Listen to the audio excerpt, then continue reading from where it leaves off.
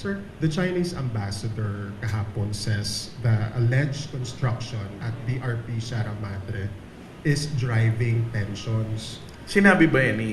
sa ambush interview kahapon.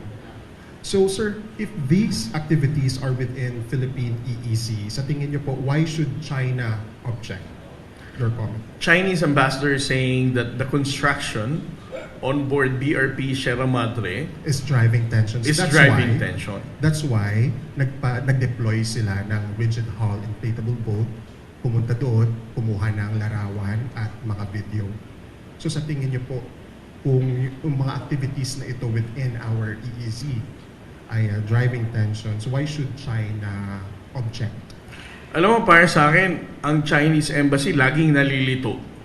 Nalilito sila kung sino nagpapataas ng tension.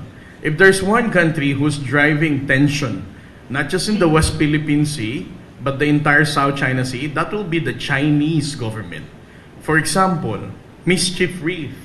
According to now Foreign Minister Wang Yi, a few decades ago, this is just a fisherman's shelter.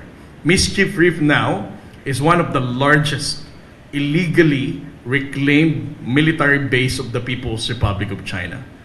Comparing the military base in Mischief Reef and the so-called construction that they are allegedly claiming, who's driving tension?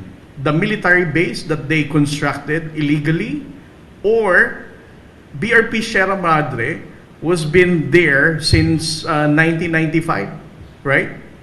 Secondly, who's driving tension? Look at the number of Coast Guard vessels within our own exclusive economic zone. Who's harassing the Filipino fishermen? Who's harassing and bullying smaller Coast Guard vessels? These are all Chinese maritime forces. Not to mention the swarming of the Chinese maritime militia in different parts of Kalayaan Island Group.